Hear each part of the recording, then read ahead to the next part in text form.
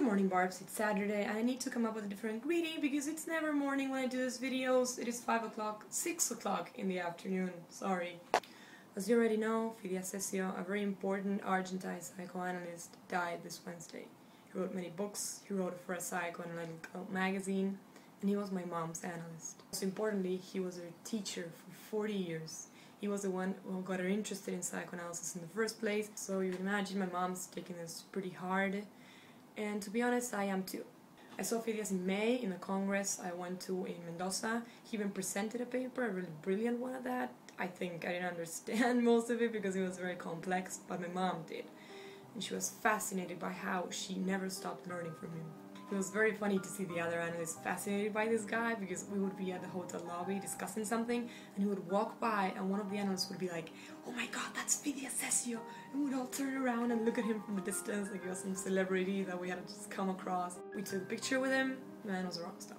He never stopped working, he never stopped writing, teaching seminars, he never stopped reading my mom's papers, giving her advice on them. He even played tennis twice a week. He was in a better shape than I was, although that's not so difficult to do. The point is that at 90 years old, he was one of the youngest people that I have ever met. This whole thing reminded me of Luis Alberto Melograno.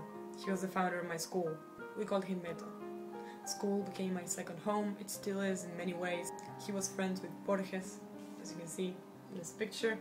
He was someone who would interrupt the class to draw charts on the board of mediocrity, explain to us how and why that should be always avoided at all costs. He would help us get ready to cheat on a test. He would help us make little papers with all the answers, only to have us toss them away 5 minutes before the test started so that we could sit for it in the most honest way possible. He would give speeches that were so long that we would take out our clocks and time them, bet with each other on how long this one would take, what new record he would set. He knew that, and I think he loved that. He once saw me and my best friend roaming around the hall during lunchtime and he said, "Hey, do you want to learn how the eye works?" We went into his office and he made a drawing of the way in which the human eye and the human brain works for us to see things. My friend still has that drawing. He had cancer. He died 3 years ago, just 2 months before I graduated. This video really isn't about them. It's about teachers. Teaching is not reading out of a textbook, grading papers, or even explaining concepts. It's itching that scratch for knowledge and understanding of the world around you that you maybe didn't even know you had. My mom had no idea she wanted to be a psychoanalyst before she heard Fidia's talk, and I had no idea how badly and truly I wanted and needed to be a writer before a senior year teacher of mine said, "Don't joke about writing, you make it true, do it." I have had many good teachers. I have been very lucky in this area. And in my experience, good teachers are people who make you want to know things. For me, great teaching has always been followed by this overwhelming sensation that the world is an amazing place waiting to be understood. Concepts waiting to be connected, people waiting to be comprehended. Getting to know these conclusions, these concepts, these artworks, it made studying my ass off not only worth it, but pleasurable. Something that I look forward to doing. I've had teachers who transcended 2 hours in the classroom to forever on the streets, to me walking around and seeing everything with a different set of eyes.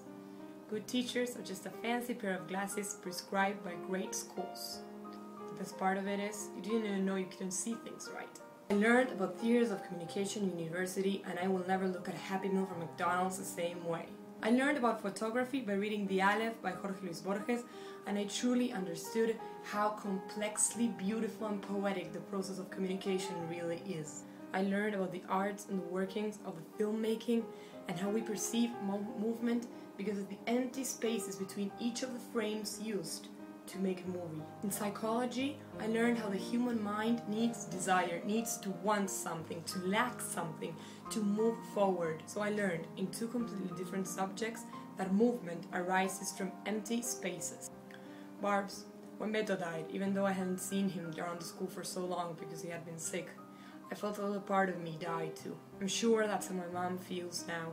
I'm sure that's why she's so sad. But the truth is, no matter how cheesy this may sound, when great teachers die, it is not a part of us that dies with them. It is a part of them that lives in us.